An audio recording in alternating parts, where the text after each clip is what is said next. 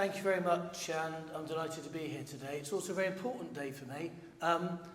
The day I got elected, I received about 7,700 WhatsApp messages, and I cleared the last one today. So I don't think it's from any of you in the room. It's actually from a previous Prime Minister. I'm sorry to say, it wasn't Liz Truss either. But more importantly, I wanted to say a few words today about my plans for the future and what I want to do to make the West Midlands truly the best place in the UK to live, to work and to do business. As has been said already, we face many challenges as a country and as a region, particularly because the fact that we've not had growth for around 10 years, and sadly the previous government made lots of promises and commitments that weren't funded and are facing some of those same challenges here in this region. But we need to look forward and give people in this region hope of a better future, and that's what I plan to do. We have unprecedented opportunities, and I'll say a bit more about those. And I'm looking forward to working with the new government around about the opportunities, developing those, driving growth forward and making a real difference to the lives and opportunities of people across this region. And over the last few months, particularly since I've got elected, I've been meeting with the government here, members of the cabinet, their advisors, regional stakeholders, and I spent most of yesterday afternoon with Stephen Knight resetting my priorities and setting out the work we're going to be doing with him going forward. So I've met with the government leaders, ministers, regional stakeholders, as I said, and community voices, and building on those conversations, what I want today is to sort of reset my priorities and set out my, and I think our ambitious plans for the future. And my approach is about delivering change that benefits everyone across this region, wherever they come from, and with a particular focus on helping those people in those places that have been overlooked and left behind for too long. And sadly, there are too many people and too many of those places in the West Midlands today. So my first priority is around jobs and helping our young people. As has been said earlier, we've got twice as many young people out of work than the national average. And in some parts of the region, the situation is far worse for that, and it's getting worse every day. We also have a region where our levels of productivity trail London, the South East, by almost 30%. But sadly, they are around 20% worse, or they declined by 20% against Greater Manchester over the last 5 years. So the region against which we need to be truly competitive to drive progress and create better outcomes for our people, we are losing that competitive challenge against our biggest regional rival, and that needs to change. And there are reasons for that, but one of the main issues we face is that we have skills level in this region that are not fit for purpose. We have around a quarter of the workforce with low skills, and low skills is blighting people's lives, and it's blighting the lives and the futures of too many people in our poorest communities. So we need to address that. And that's why I've announced the West Midlands Youth Plan.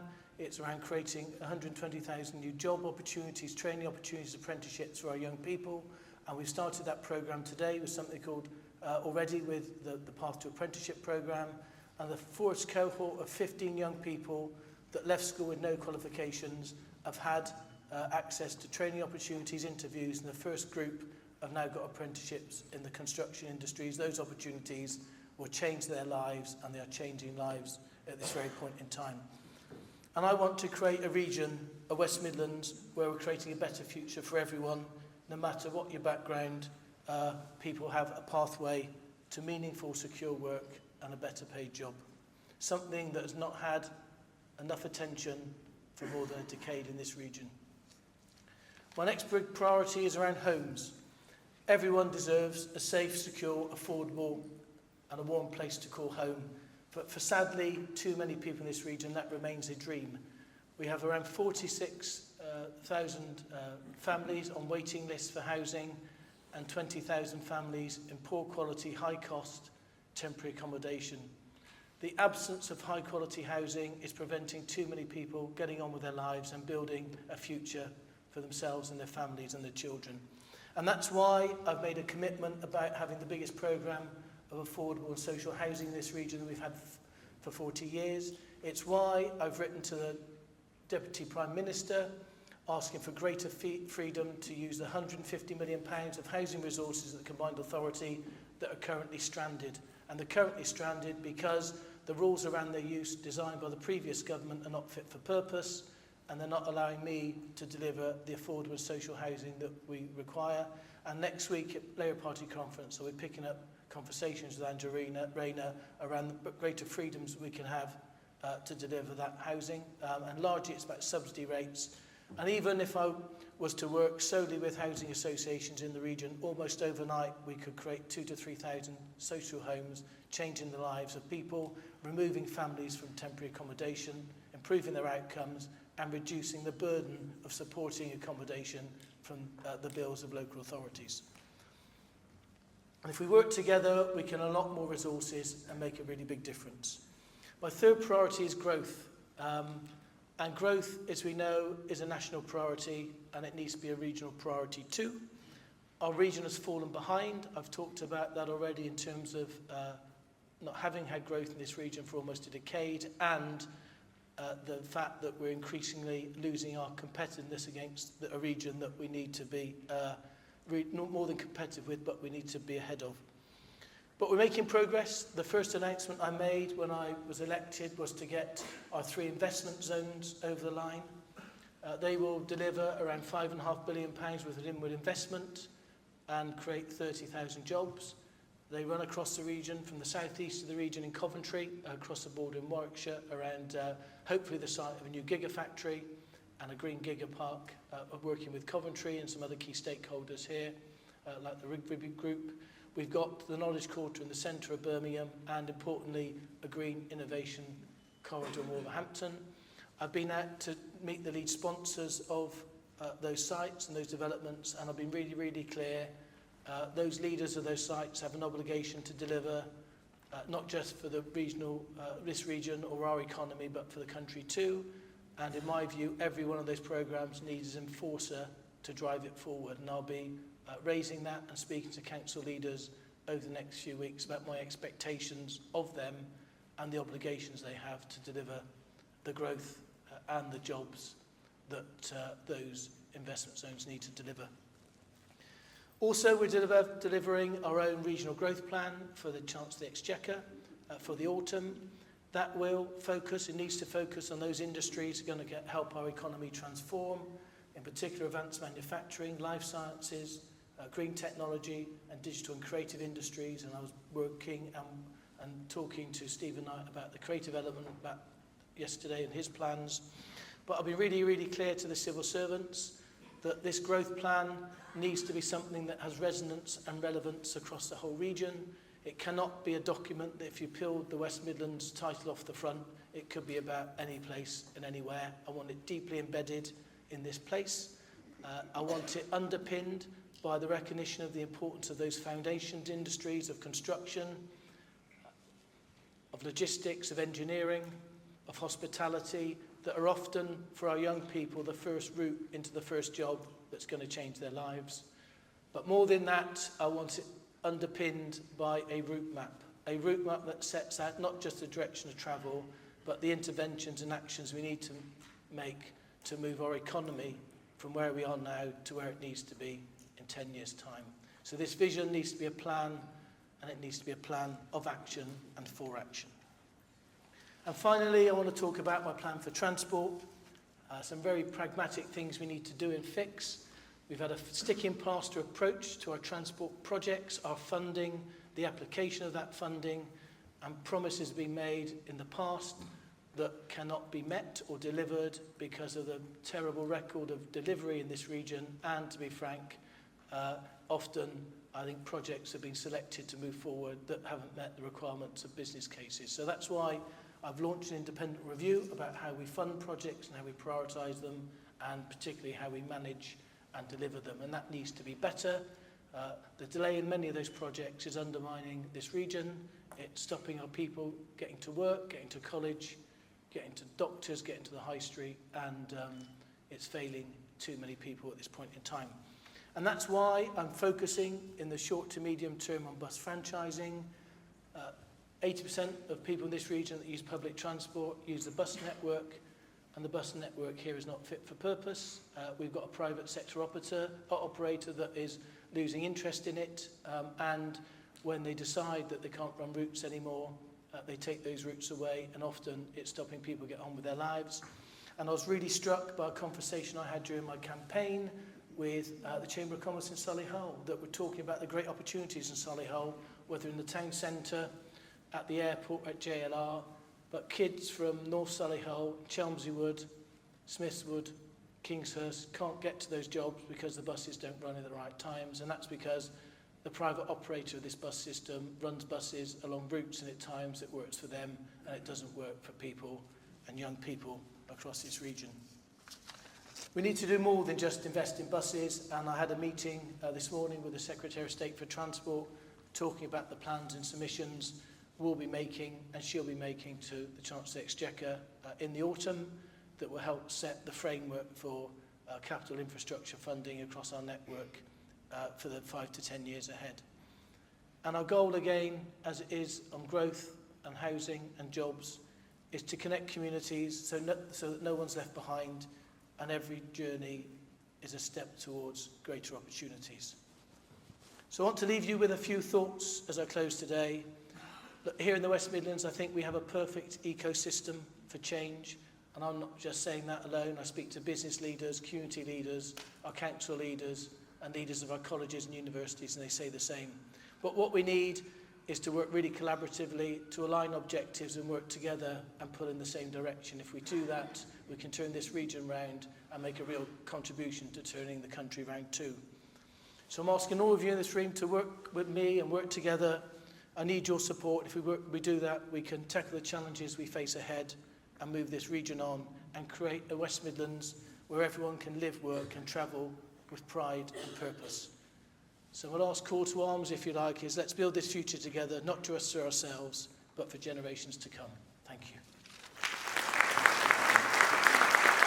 None of these issues are easy to fix. They've been neglected for too long, but we've made some real progress. So I'll just run through each of those in terms, if I could, I'll be brief. But on jobs, we've launched with some help of some fantastic civil servants who are in the room today. Some of them, I think, we've launched the West Midlands Youth Plan. We started the path to apprenticeship work, so we're already making progress. We had an employees forum last week, and we are now building up a set of commitments to create 20,000 new training apprenticeship opportunities for young people. That started straight away. So not completed. That job will never be complete, but we made progress, and we've made more progress in the last 3 months than have been made in the last 8 years in that regard. We've already, on buses, at the most recent board meeting, I got approval from all the leaders to progress to the first steps of bus franchising. So that started, and the first phase work is now underway, and that will be completed in the run-up to Christmas. On housing, as I've said already, the issues we face, we've issues faced about the chronic state of our housing in this region, and the lack of housing for people that need it most. We've already grabbed that by identifying £150 million that I'd want to spend differently. And to be frank, if we didn't spend it differently, we'd like to use that money because it can't be spent. It's there, stranded, if you like, at the CA. So I'm in conversations with the Secretary of State, and the civil servants are talking about us having more freedom about how to use that. And finally, on growth, the first act was to get investment zones approved, and our discussions currently about getting the resources to start the delivery of those investment zones, as I said before, will create 30,000 jobs and lever in £5 billion with investment. So I think the time we've made some progress. It's a long journey and there's some big decisions to be made, but in the time we've had available, we've been working hard, really focused on delivery. Everything has to be about delivery, and that's what we want to do going forward. Well, that sounds absolutely brilliant. We know, unfortunately, that child poverty in this region is the worst in the country. Disenfranchised young people, we need to sort of engage them and make them want to sort of be part of these programmes. How are you going to reach some of the hardest to reach? Because we've seen from the City Council, the youth service, that where these children were being picked up and helped, So, and it's a real concern, and the scenes and the awful scenes on our streets over the summer were a sign of too many people feeling that they've been overlooked and left behind, and it's a major concern. And I joined the Prime Minister on a visit here to a mosque in Solihull, just as we were about a turning point. And I was very clear to community leaders there that for all things I want to do, they'll come to nothing if we don't address some of those frictions and frustrations in some of our communities. And How do you do that? so we're starting to start to understand some of those issues a lot more clearly, and I'm working with faith and community leaders to better understand those issues. But if we look at the problems we've got, many of them are a result of unresolved issues that stem from deindustrialisation over 50 years ago now, and we still haven't addressed the fault lines in our economy that mean that too many people in too many places do not have access to opportunities that allow them to make the most of their potential. So those interventions we need to make. Sadly for me, I only pick up responsibilities for people or young people when they're 19. Discussions with the Secretary of State for Education are about having a greater role, not just for me, but for council leaders and the business community in post-16 education. So the group I talked about on that part of the apprenticeship programme are already 19. Too many of the people, sadly, those young people had written themselves off or thought they'd been written off. And all we're doing when we pick up 19-year-olds is picking up, if you like, the fallout from a system that's broken. So there's no doubt that we need to intervene earlier, and I'm working and talking to council leaders about we need to do that. And I'm really pleased, and I've got a very different way to my predecessor working with council leaders. We have to work as one team. We're on one board. We need to align our priorities. And I was really, really pleased at the last board, well, it wasn't a board meeting. We meet privately once a month to discuss the biggest issues that affect us, that unilaterally and uniformly, the council leaders working with me have made youth unemployment the biggest priority for this region. And that's because the issues that those people face is blighting their futures and our future. More broadly, we need to look at intervening earlier to make the biggest difference. If I could, I'd use the adult education budget, if I had the freedoms to do it, to intervene early in people's lives to make some of those differences earlier. But we've got to continue to campaign, and I'm a big believer in free school meals for those that need them. Too many kids from poor backgrounds are going to school hungry and coming home hungry. That's not a great environment for learning at all. And we need to look at ways in which we can engage with communities in their communities, and working with and through community groups and community leaders is fabric to getting into those communities and connecting with people and giving them the hope that they've lacked for far too long. Speaking to schools, though, it's great having the free school meals idea and nurturing them at school, but a lot of kids in this region aren't even going to schools post-COVID. They're just not turning up. I mean, how do you reach those kids and get them back to school, get them back into learning education, which is, so important for the region and for them? It's tough. We need to get kids to school, and need to get them to understand the importance of learning and the difference it makes to Mike. But there is a lot of work to be done, communicating to parents and supporting parents. And I think one of the big mistakes previous governments have made have been taking away the Sure Start programme, and we need to start intervening earlier. Some of those responsibilities go beyond mine, but they quite rightly attract my attention, and I'm in conversation with them every day. In fact, last week, Georgia Gold, who is the new Minister for Public Service Reform, came up and had 2 hours with her, and that conversation in every case was about the need to intervene in people's lives earlier. The challenge is, at the time we need to intervene earlier most, we've got least to spend, and managing that transition from where we are now, from dealing simply on funding or dealing with the outcomes of failure, to intervening more imaginatively earlier is something we need to do. Will will greater devolution, I mean fiscal devolution, could that happen? Could that help something like that? So there are two issues here about devolution which are important. So the government's really committed to it. There's a recognition that if we're going to drive growth in this region, we ought to be making the major decisions about that in this region. And if we're going to intervening in people's lives to improve them, we are best able to make those decisions about what we need to do in this region. But there's two dimensions to it. One is powers, and the other is funding. So we know funding is tight, but so I need to secure the best deal I can for this region. The second aspect then is having greater choice about how we deploy those resources in this region to make the biggest difference. So on housing, I think we'll get there. I'd like a greater role working with business leaders around the skills system. We can better target our support in regard to that. But we also need to use the position we're in nationally, not just regionally, to think quite differently around the way we deliver public services and how universities, colleges, local authorities, businesses all work together, as I said before, to align our resources and our priorities in the most important way. I am really keen to look at what we can do to working together to get funding in to some of our communities. And something I saw during my campaign, coming back to what you asked earlier, was the fact that there is no safety net for many people in our communities now. It's community groups and faith groups and volunteers that are holding our communities together. And if those groups fail, the communities they support fall over. And too many of those places are at precipice now. And are we working every day to ensure that we support those communities so that they don't fall over and the people in those places have better futures. Richard, I know that you've talked about such four key things, but each one is such a big subject. I know lots of people here today will want to hear a little bit more about it and will have their own questions for you.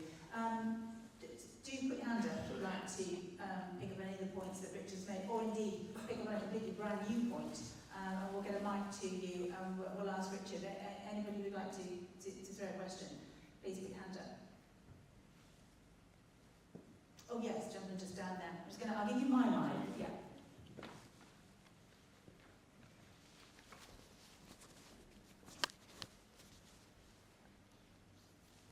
Thank you. Hi, I'm Alex Clayton, not McDonald. I've heard you speak numerous times now in the past few months, and never really spoken much about the proposed HS2 replacement in Manchester. I'd say your opinion seems to be ambivalent at best. Just sort of understanding your views on that and why it's not something in priority for you. So I spent last Friday morning in Manchester doing a press conference followed by about 2 hours of interviews with Andy Burnham. So I've been clear about my position, so there's no doubt about that. I will also be clear about the fact that initially I thought it was a knee-jerk response. I think the new proposition has got a clarity that's not had before and a sense of purpose.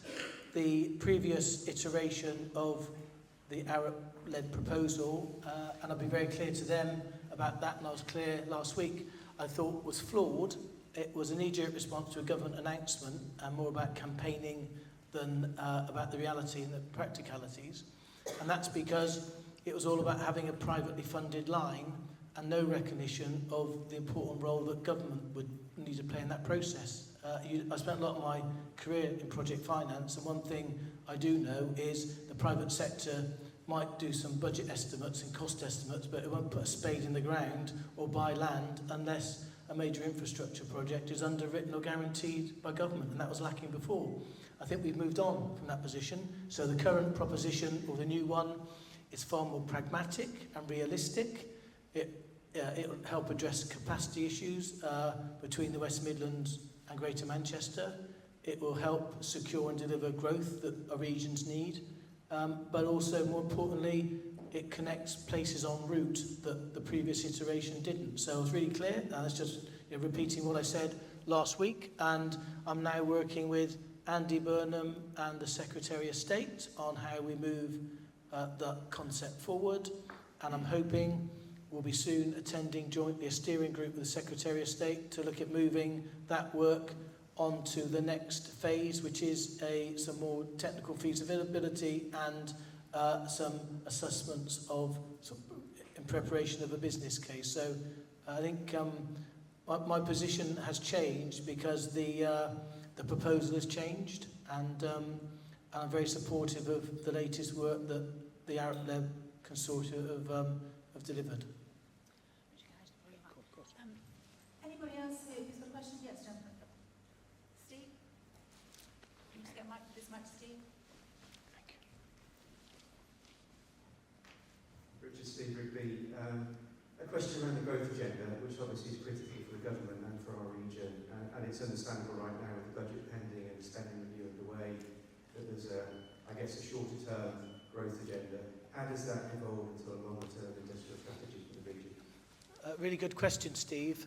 And I'll be really clear, and I've been clear to the civil servants, that I don't want the document that they're preparing for the Chancellor be a civil servant produced document that is just socialised with many of you in this room.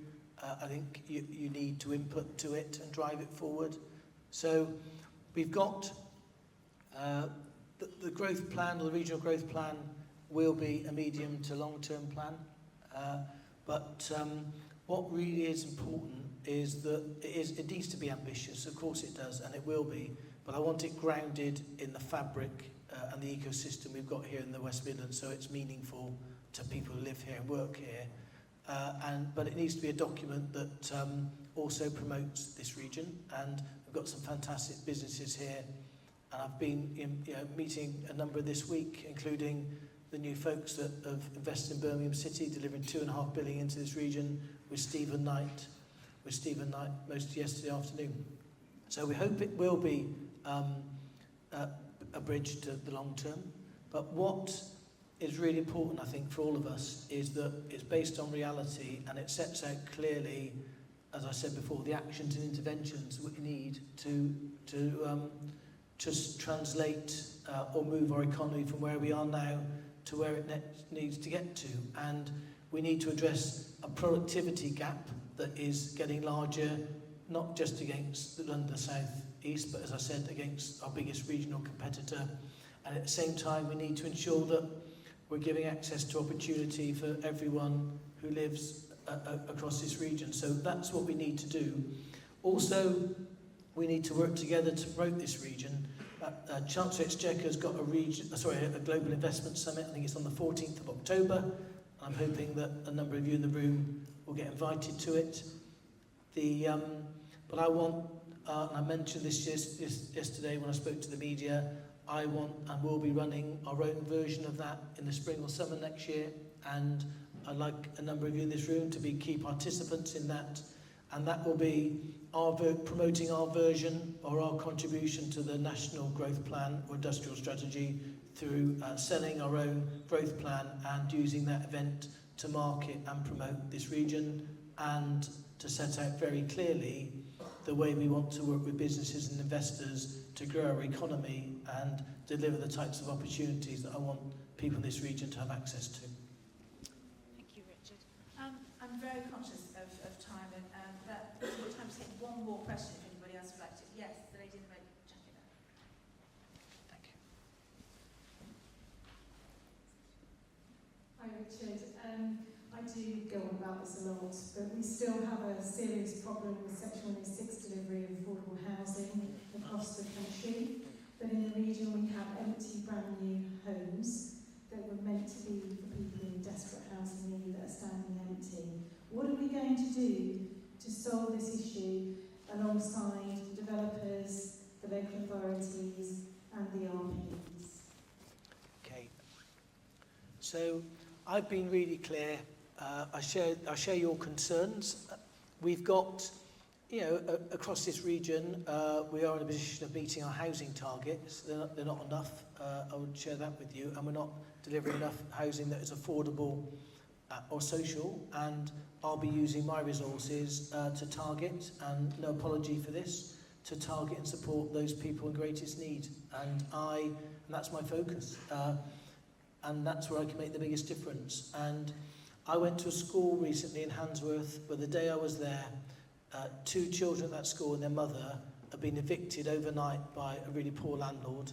They had nowhere to go, and if teachers hadn't contributed, which allowed them to sleep in a hotel for 3 nights, they'd been sleeping on the street. And that happens to a family in every inner city school across this region every day of the week, and it's unacceptable. We've also need to do things differently. So, in terms of an impact, in the last 8 years, we've delivered 46 units of social housing through the combined authority. That's not a policy failure, it's a dereliction of responsibility, and it's got to change. And that's why, when I got into the combined authority and I saw there's £150 million worth of housing resources stranded, and I couldn't use them for the purposes that they should be intended for, I wrote to the Secretary of State, and we're now in discussions about redeploying them. So I'll use my resources and the difference I can make to best effect and the biggest effect.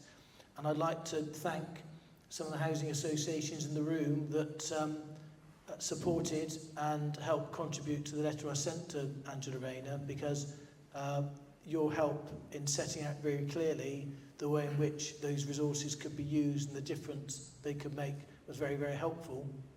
I don't have planning responsibility and I don't have Section 106 responsibilities here, but we do need to streamline the planning system and get it to work more effectively to deliver more housing, but we also need it to deliver, the planning system deliver more infrastructure and also create more employment sites for businesses to locate here too. So I don't want to necessarily get involved in responsibilities around local authorities, around planning issues at this stage, but one thing I will commit to is every pound we spend on housing for the combined authority will be targeted at helping those people that need it most. Richard, thank you very much indeed for your time today and for answering everybody's questions. We really appreciate you being here. It sounds very ambitious, the plans you've got. You sound like you really want to get to work from the bottom up and make sure nobody is left out. And I think that's really a really great way to start today's conference, really. We've got some really interesting talking points to talk about. And thank you very much, Richard. Okay, thank you.